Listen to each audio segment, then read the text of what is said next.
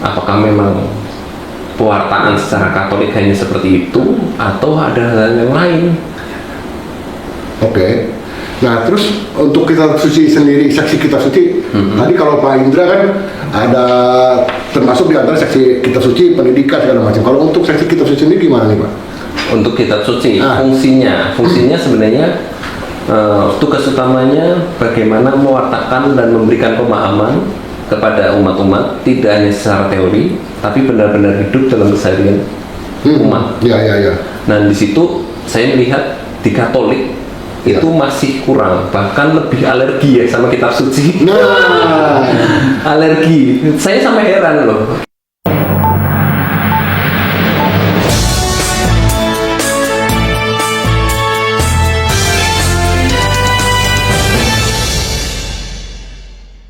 Halo Sobat Sofa, berjumpa lagi di Sofa Podcast. Inspirasi santai, Rocky Sukasari. Ubur-ubur ikan lele, jangan lupa nonton Sofa Podcast ya lele.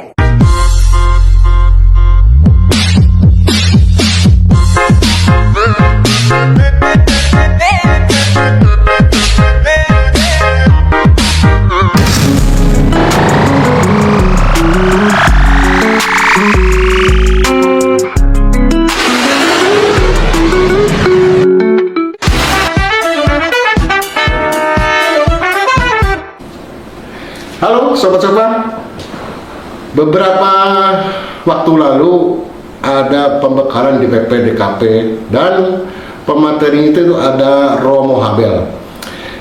Ada satu statement dari Romo Habel yang menggugah kami, yaitu beliau bilang bahwa gereja menekankan bahwa seluruh kegiatan pastoral itu harus memiliki dasar.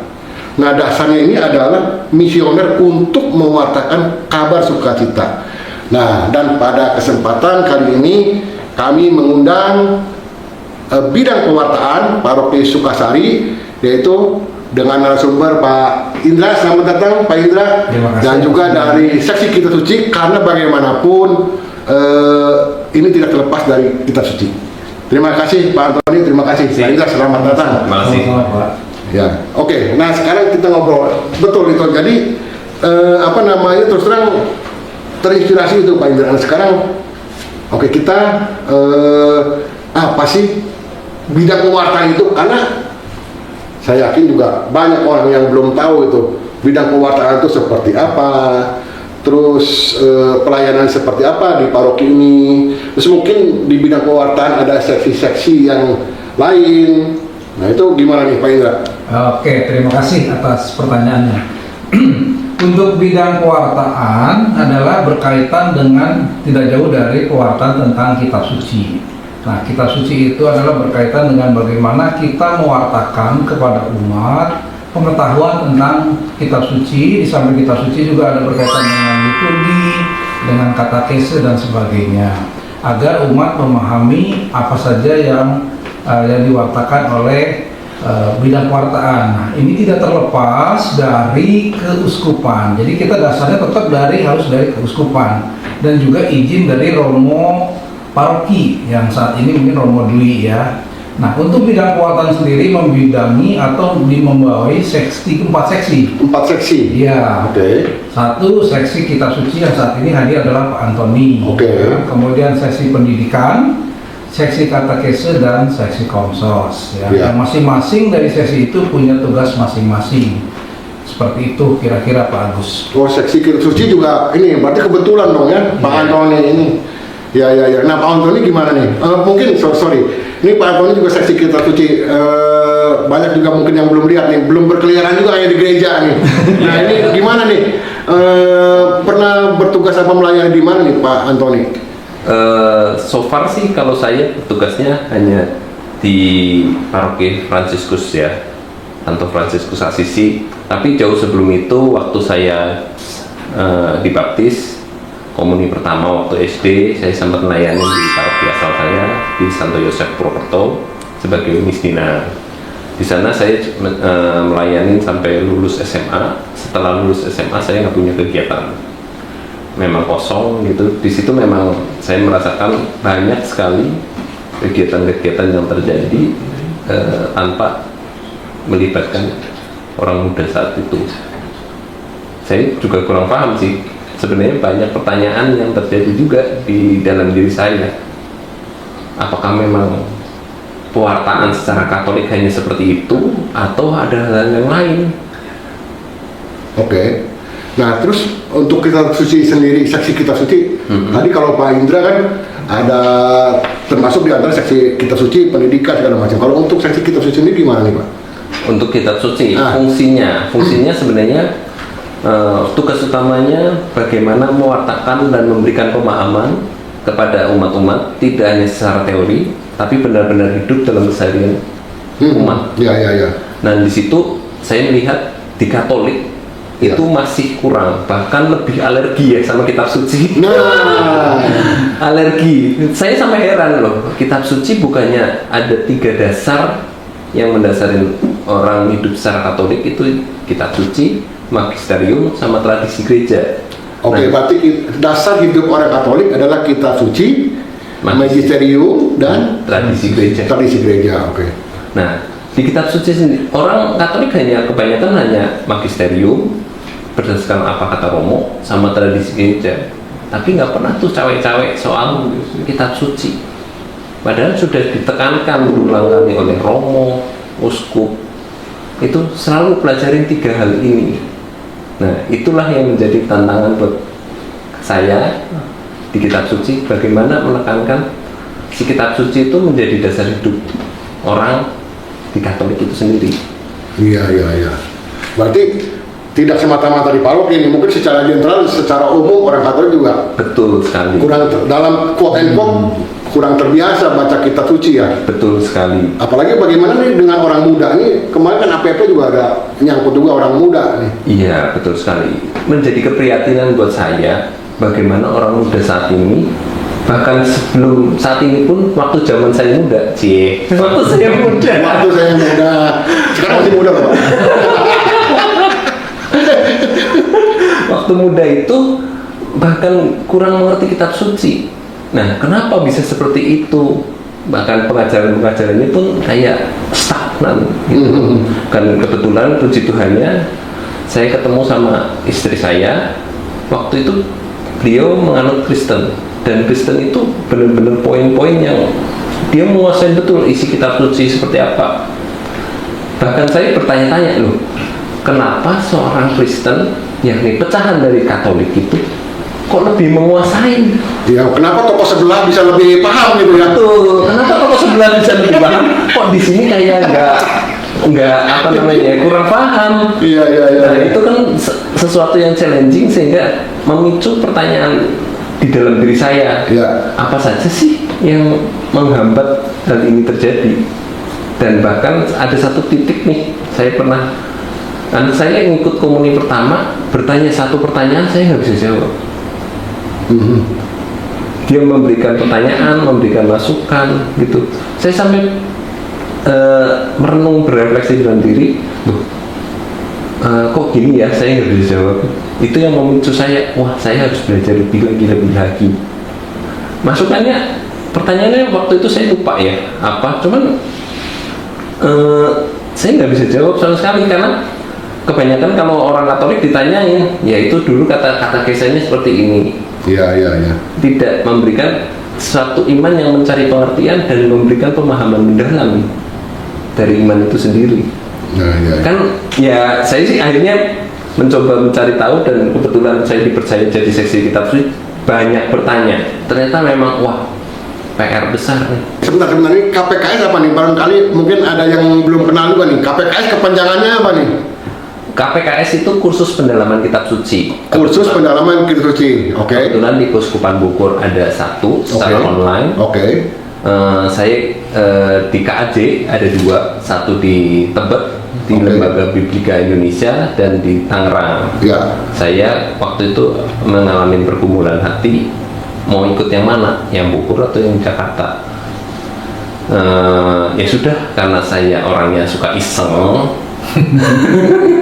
bertanya-tanya, mengapa tidak saya cobain ke Jakarta gitu loh, karena penasaran. Karena pertumbuhan di Jakarta kan amat sangat pesat ya dibanding di Bogor. Ya sudah, langsung mencoba menambah jejaring sekaligus memperkenalkan lebih dalam, ya udah saya ke Jakarta. Jadi ke Jakarta. Padahal waktu itu Jakarta itu lebih lama dan biayanya lebih besar.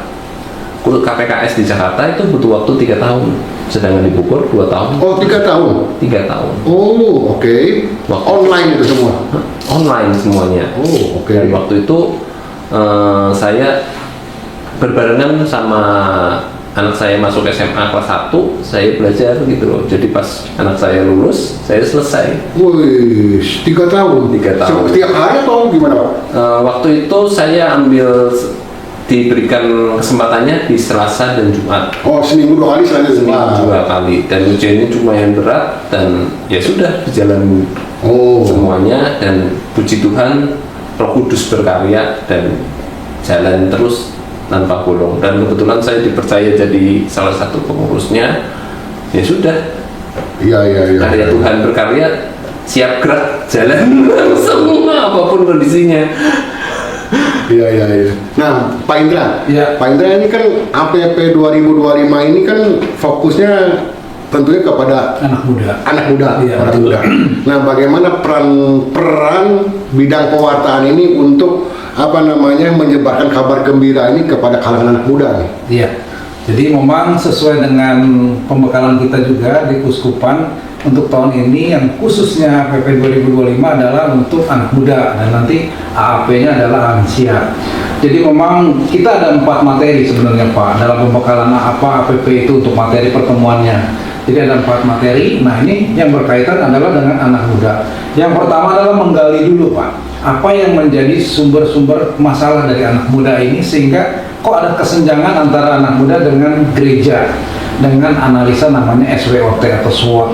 Apa kekuatannya, strength, apa kelemahannya, weakness, apa peluangnya, opportunities, atau adanya hambatan atau threat. Nah, dari situ coba kita gali. Nah, tentu saja kita minta tolong para animator wilayah yang mengumpulkan anak-anak muda di wilayah untuk saling berdiskusi apa yang menjadi potensi-potensi dari mereka, kelemahan, kekuatan, peluang, dan tantangan buat mereka. Setelah itu baru kita cari solusinya. Nah, tentu saja kita mendapatkan sebenarnya beberapa solusi dari Keuskupan. Ya, jadi memang untuk anak-anak muda kita ketahui bahwa mereka itu tentu senangnya dengan media sosial, entah TikTok, entah Instagram, Facebook, bahkan sekarang kan ada YouTube ya, semuanya. Nah, itu kemana arahnya?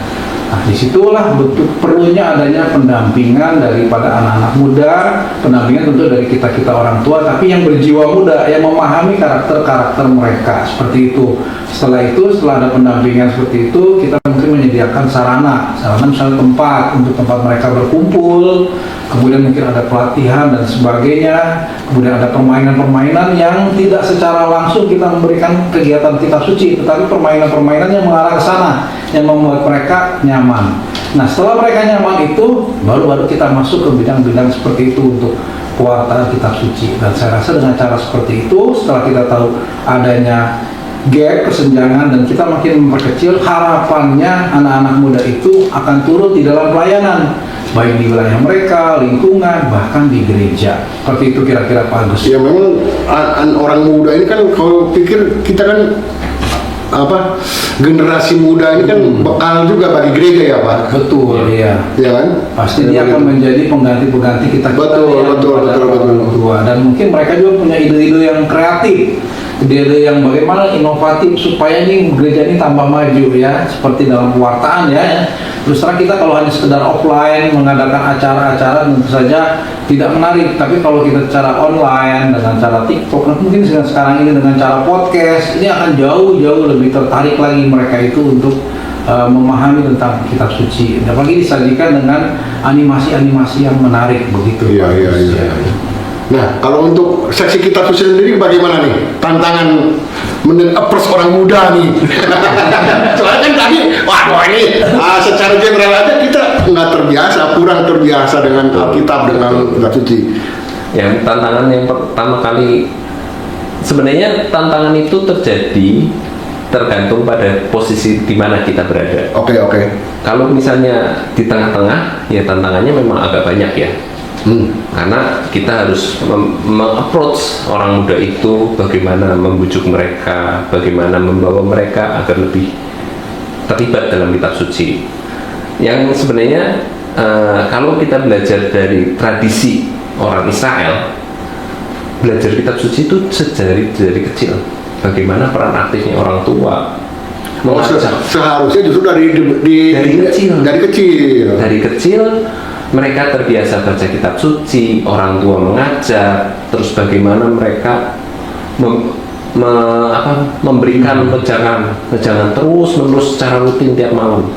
Oh, oke. Nah, dari situ otomatis kan mereka terbiasa bertanya, berdiskusi, sehingga lebih mudah. Tapi kalau misalnya sudah di tengah-tengah, berarti kita harus mengemas suatu kitab suci ini sebagai, let's say kalau kita bilang marketing, suatu produk yang menarik sehingga orang mau melihat, mau memperhatikan, sehingga dari situ orang akan buy in, engage.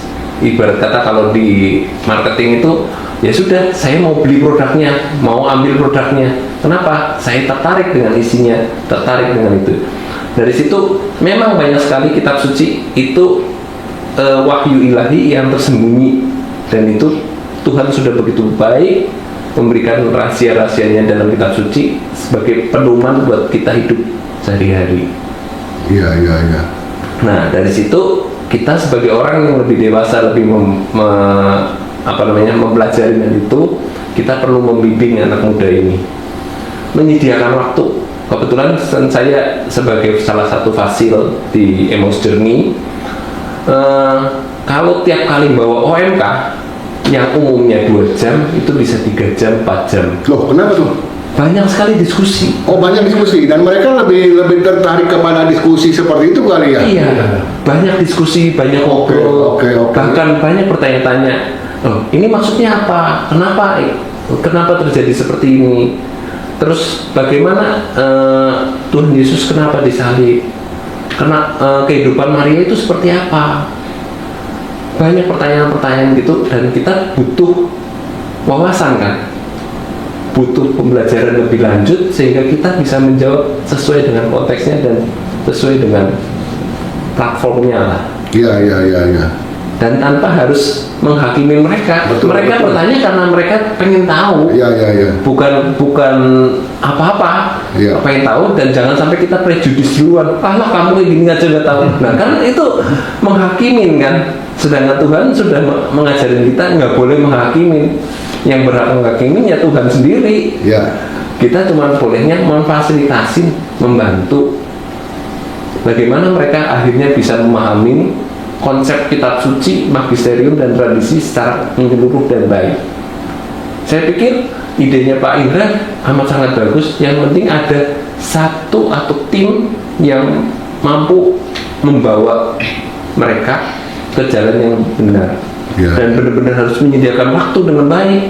Jangan sampai ya sudah kita adain acara ini, TikTok misalnya, tapi kan itu hanya sebentar. Nah, habis itu kita kan butuh konsistensi. Belajar dari tradisi orang Israel, kita butuh konsistensi, ketaatan, sehingga mereka bisa tahu, pengajaran itu nggak cuma ya sudah selesai katekesnya selesai, nggak bisa. Kita harus terus-menerus rutin belajar, dan nggak bisa begitu saja. Iya. Nah, itu memang betul sih. Kalau kita ngintip ke toko sebelah juga memang bagus mereka itu, itu konsisten segala macam. Bahkan pernah mereka kadang-kadang sampai korban berani gitu keluar kota gitu loh Pak Antoni. Iya, Bible Camp bikin. Iya, kayak begitu. Nah, itu kan yang penting kan ada tim yang membentuk itu dan mau rendah hati mendengarkan mereka. Kebutuhannya ini, kebutuhannya itu. Iya. Terkadang kan kita sebagai orang dewasa, ya sudah, caranya begini ya, kamu harus begini. Tanpa kita sadarin sebenarnya kita juga mendidik anak-anak kita seperti itu. Nggak bisa tuh sekarang itu cara pendidikannya sungguh amat berbeda. Kita butuh mendengarkan mereka menjalin keakraban yang sangat dekat sehingga mereka mau bertanya.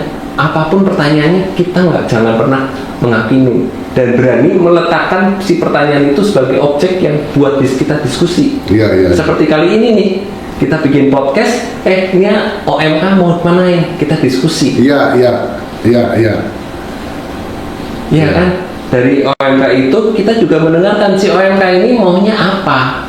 Jangan sampai OMK itu ternyata tidak dilibatkan dalam perencanaan ini. Iya. Kan sayang ya, mereka yang mau menjalankan, kita hanya support. Iya. Dalam hal ini kan untuk membangun keberanian dari OMK itu, kita harus memberikan kesempatan. Ya udah, bila terjadi kesalahan, jalanin aja. Yang penting kita evaluasi. Ini ntar jangan begitu ya. Baiknya begini. Apa pelajaran apa yang kamu pelajari? Dan jangan underestimate juga sama mereka kan. Itu kalau nggak salah di tema APP yang kedua, kalau nggak salah yang ada cerita Daud tuh apa itu? Iya. Betul ya Pak Indra ya?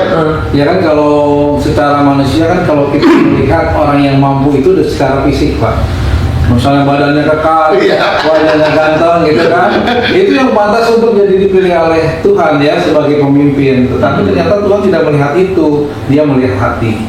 Maka terakhir Daud yang orangnya kecil mungkin ya, cuma wajahnya kemerah-merah dan sebagainya, itu dia yang disetujui untuk diurapi sebagai Raja Israel. Iya, iya, Jadi iya. seperti itu, nggak boleh underestimate, betul. Jadi apapun yang dilakukan anak muda memang harus diberikan kepercayaan. Betul. Cuma kita tetap menjaga, memonitor, mengawasi dan mengevaluasi Iya, mana iya. yang sudah jalan dengan baik, mana yang belum.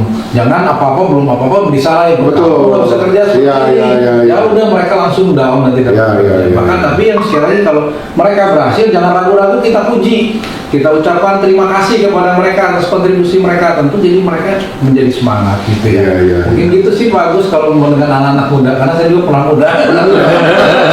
Ya sama sekali kita masih muda. Nah, ini kan di era digital nih. Ya. Bagaimana pewartaan dan kitab suci dapat lebih relevan dan menarik bagi orang muda? Ya, gitu ya. Jadi memang ini tantangan ya, karena memang media sosial itu sangat-sangat berhubungan dengan keterampilan atau skill ya. Ya, ya. Jadi memang dari bidang komsos, nih puji Tuhan ya, bagus ya, 75%-nya hampir anak-anak muda. Ya, baik live streaming, mungkin kegiatan-kegiatan buat TikTok, Instagram, semuanya adalah 75% adalah anak muda, di mana mereka menyenangi untuk media sosial ya. Mungkin kalau kita juga harus banyak belajar, dan saya juga belajar untuk bikin YouTube. Gimana sih bikin YouTube? Iya, Jadi iya. mau nggak mau kita sebagai orang tua juga harus juga senang dengan proses itu, digitalisasi itu ya. Jadi kalau kita yang nggak menyukai, ya gimana kita bisa mendekati anak-anak muda? Kalau memang kita nggak bisa, kita harus mau belajar gitu. Malah kita harus bertanya kepada mereka, ini gimana nih caranya seperti itu ya. Nah, mungkin paling konsepnya yang harus kita jalanin, mau seperti apa konsepnya.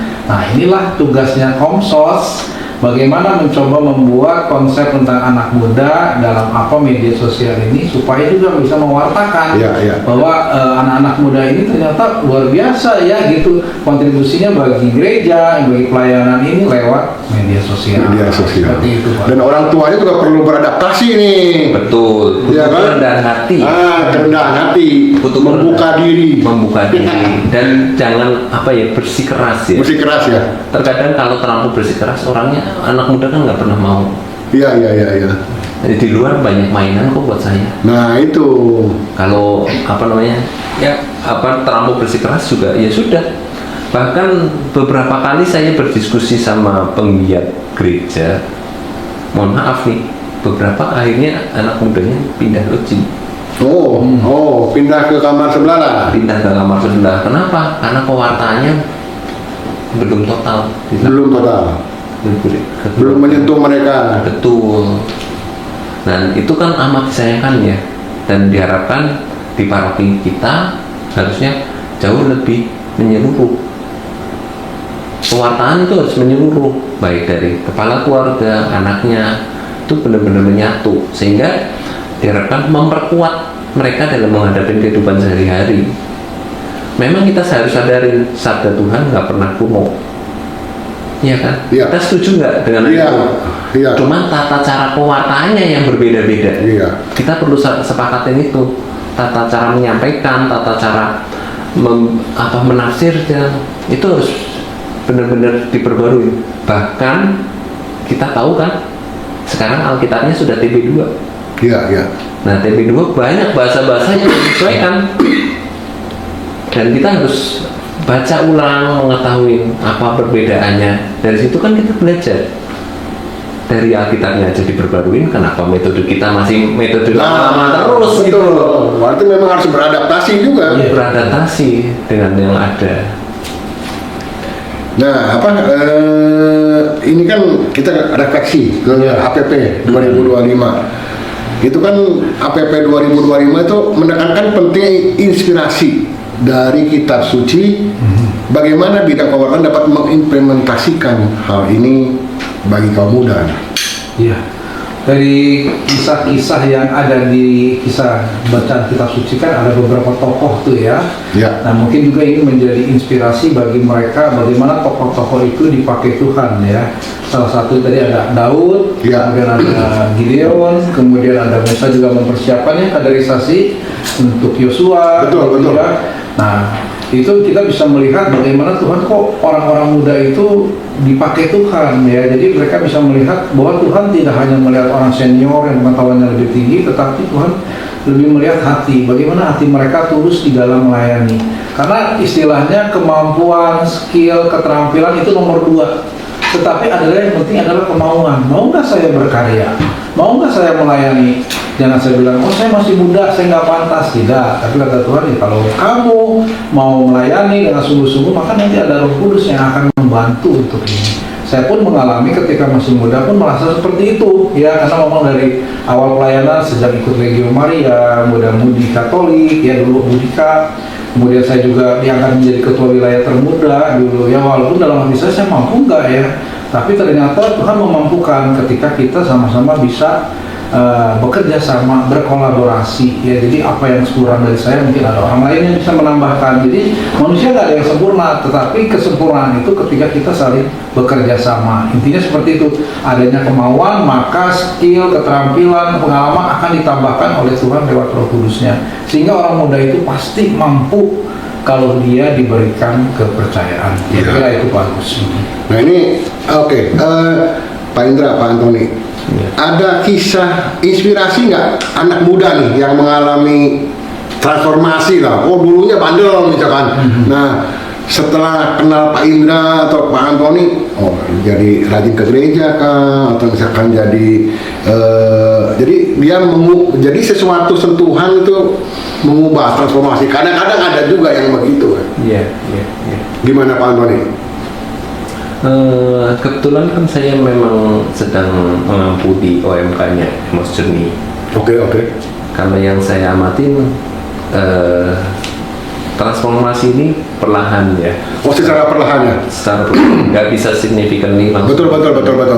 Tapi mereka berpengaruh bagaimana akhirnya teman-teman aktif di gereja. Iya. Aktif di gereja, mengetahui latar belakangnya dan bagaimana teman-teman OMK ini mau tahu latar belakangnya seperti apa. Jadi mereka jadi lebih mantap ya dalam beriman kepada Kristus. Ya puji Tuhannya mulai pelan-pelan sudah mulai ikutan. Ada yang ikutan sekami, membimbing sekami. Ada yang ikutan baca kitab suci jadi lebih mantap begitu. Dan ya puji Tuhan pelan-pelan. Ada yang ikut TTK mungkin. TTK, KUR. ya TTK dan KUR ada. Gitu. Yang penting kesempatan itu harus diberikan kepada OMK ini sehingga jangan pernah menutup pintu. Meskipun pendaftarannya sudah lewat, tapi bila ada orang itu, ya ayo diajakin aja. Nah kalau misalkan ada orang mau ikut nih gimana nih? Ya. Mau ke Pak Indra atau Pak Antoni gitu? Iya, paling kita langsung diskusi aja. Yuk, kamu tertarik apa? Jangan sampai diem aja, karena Tuhan itu selalu menanti bala bantuan. Iya. Kita sebagai umatnya kan selalu diajakin, yuk kamu mau apa enggak? Panggilan kan ada 2 ya. Satu ditembak sama Tuhan. Ya kamu besok tugas ini ya. Kayak saya gitu. Tembak besok tugas ini ya. Tapi ada juga yang kayak Pak Indra gitu loh. Yuk ikutan Legio Maria terus ini itu. Akhirnya dipercaya jadi ketua wilayah, ditembak juga jadi ketua wilayah. Dan itu kan ibarat kata kesiapan kita dan yang penting yes sir. Saya siap bertugas. Itu yang paling penting karena ujung-ujungnya Tuhan akan menambahkan seluruh hikmat dan bijaksana dalam perjalanan hidup. Iya. Dan bila saya melihat yang lalu, berpengalaman dari itu, saya kan, wah Tuhan itu memang sangat baik ya, maknanya sungguh luar biasa gitu loh. Sampai akhirnya bisa di titik sini. Kalau dulu saya nggak jawab Tuhan ya gitu, saya nggak mungkin di titik gini, nggak mungkin gitu loh, karena saya tahu dulu seperti apa gitu, betapa cueknya, ya sudah jalan aja, apa seperti mengalir seperti air gitu loh. Oh, berarti pernah ada satu titik transformasi lah berarti Pak Antoni juga ya. Karena begitu lulus SMA, kuliah nggak ada kegiatan. Nggak ada kegiatan maksudnya gimana nih? Iya, saya nggak ngikutin pelayanan apa-apa. Oh, oke. Karena saya bertanya loh, ini Katolik kok gini amat, Bosan ya atau gimana nih? kaku, rigid, dan orangnya angkuh-angkuh. Kaku, rigid, dan orang yang angkuh-angkuh. Iya, Iya. kan aneh kan, padahal kita sebagai orang muda gitu, ya kalau mau join ya yuk sini diajakin, nggak ada tuh ajakan-ajakan tuh, nggak pernah. Bahkan saya pindah akhirnya berumah tangga gitu, ajakan itu jarang sekali. Iya. Nah, saya sih berharap dengan adanya APP ini, yuk kita ajak semua orang yang ibarat kata ketahuan jarang aktif, yuk diajakin. Kebetulan kan tahun ini tahun berkunjung ya Pak. Iya, betul, tahun berkunjung. Tahun berkunjung. Kita ajakin itu yang jarang aktif, ajakin aja. Karena dengan mengajak itu kita kan bersosialisasi, dia tidak terasa sendiri. Karena nggak tahu ya, kalau lihat artis Korea itu, sorry ya ini agak melenceng, mereka kesendirian akhirnya bunuh diri kan. Ya. Tuhan bilang sama kita, yuk berkomunitas, bersosialisasi, akhirnya menjalin satu hubungan yang memuliakan Tuhan, karena kita bisa melihat wajah Tuhan dari sesama kita. Ingat kan Pak, Imago Dei? Ya. Nah itu kan penting. Nggak bisa tuh kamu cuman biblis saja ke atas tapi kita mengabaikan sekitarnya. Iman tanpa perbuatan ya nonsen. Makanya kita harus melihat wajah Tuhan di sama kita. Oke, Pak Antoni, tadi berkunjung, ada sebut berkunjung, tahun berkunjung. Ini juga ada mengalami tantangan nih. Iya. Karena kadang-kadang orang juga ini loh, kalau oke, saya mau ke rumah kamu ya, aduh saya ada perlu nih kayak begitu. Nah gimana tuh? Bagaimana approach-nya nih? Mungkin ada ilmu dari marketing apa gimana? Untuk berkunjung kan kita butuh membangun relasi yang baik ya. Oke. Nggak bisa langsung, besok aku berkunjung tempatmu. Nggak mungkin lah begitu. Kita perlu mendekati pertama-tama dari ketua wilayahnya support apa enggak. Dari ketua wilayah dulu. Ketua wilayah. Dari Oke. ketua wilayah support, ketua lingkungan Oke. support apa enggak. Iya. Dari ketua lingkungan support, ketua rukunnya bagaimana. Nah, ketua rukun itu kan paling deket nih. Karena yang berhadapan langsung dengan umat adalah ketua rukun ya. Betul, ketua rukun. Nah, kalau ketua rukunnya approach dengan baik, bagaimana memperhatikan umat itu sehingga ini bangun nih, relasinya terbangun dengan baik. Iya. Bila relasinya terbangun dengan baik, umat mau didatengin kan di backup sama ini. Iya. Aku nggak berani nih kalau sendirian, di backup sama ketua rukun. Iya. Di backup lagi ketua lingkungan, otomatis romonya datang juga enak kan. Iya. Siapapun yang berkunjung itu jauh lebih enak menyapa dengan sapaan ini, otomatis bagaimana sih relationship-nya kita jauh lebih nyaman kan. Lebih nyaman. Nah kalau mengacu dari sebelah kan sama tuh, saya melihat mereka punya jadwal rutin keliling. Betul. Jadwal rutin keliling, kenapa di kita nggak bisa?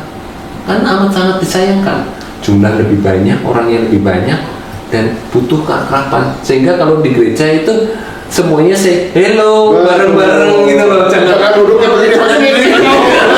Dan itu kan serem ya, tiba-tiba berjauh-jauhan kayak gitu. Loh ini apa namanya? Jangan-jangan malam tahunnya gara-gara apa ya? Saya pernah ketemu sama tetangga itu, tahunya gara-gara acara apa itu loh. Oh kamu tetangga Katolik toh? Kan itu lucu sekali kan?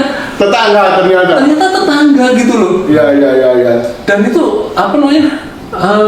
Hal yang aneh menurut saya.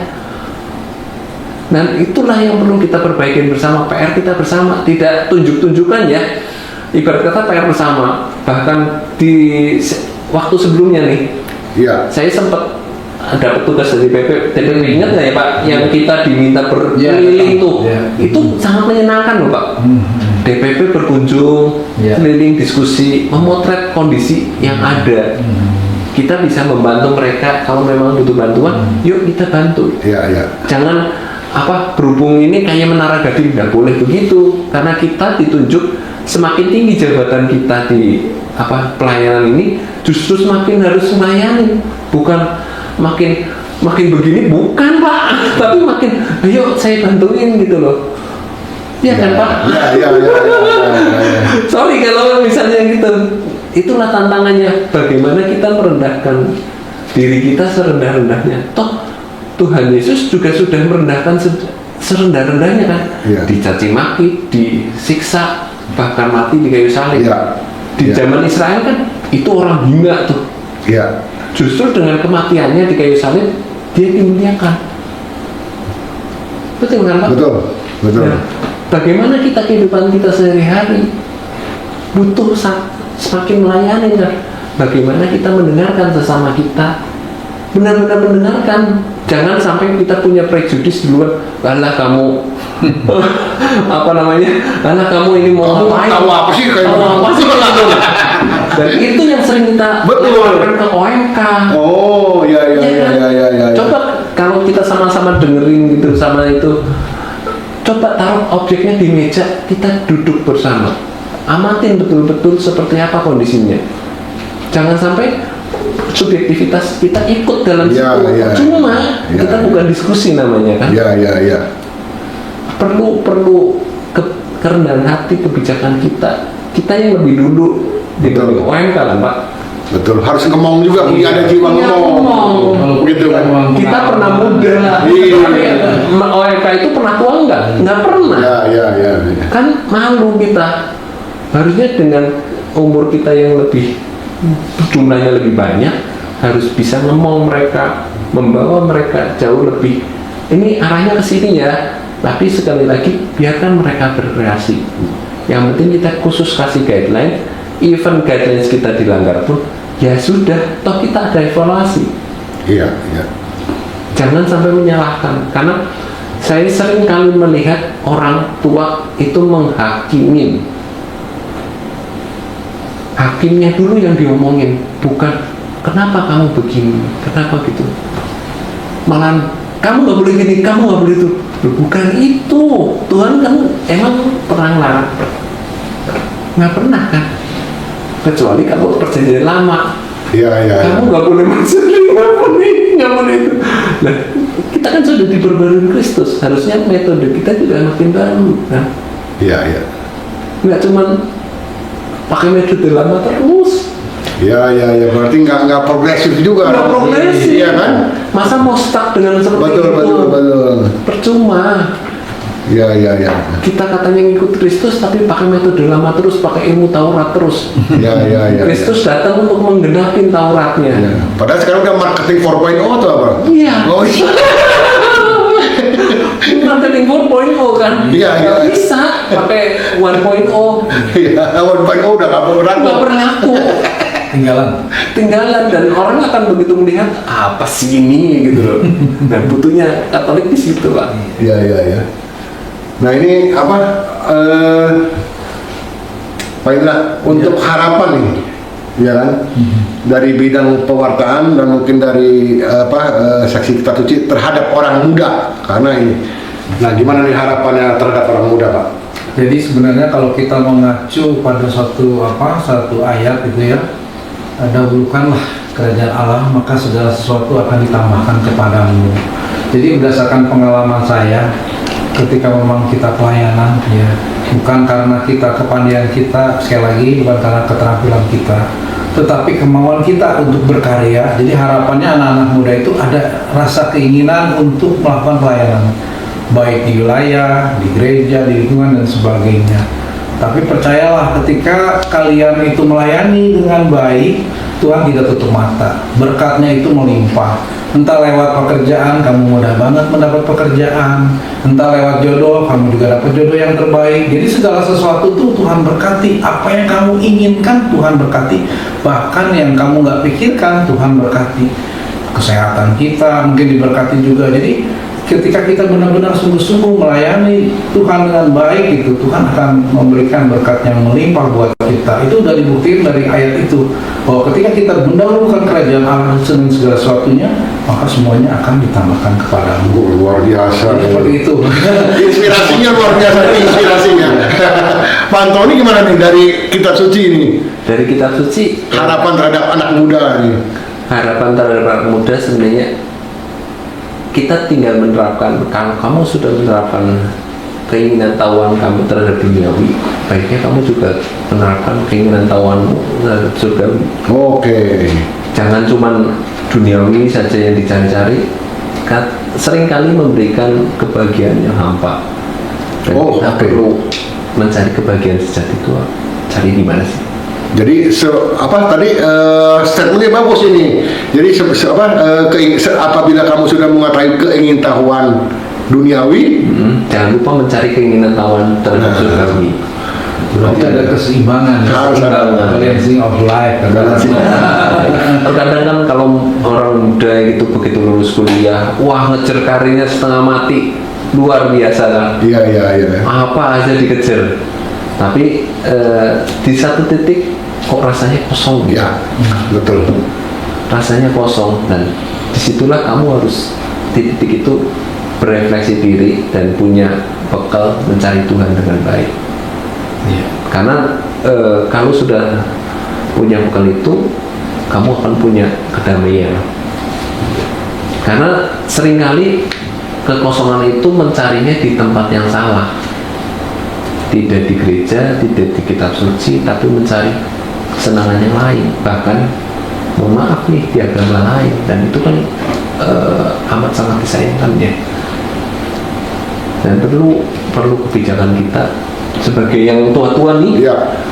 Kalau misalnya tahu ada yang kosong, ada yang ini, yuk kita berkunjung ke sana, datangi, ajakin. Iya.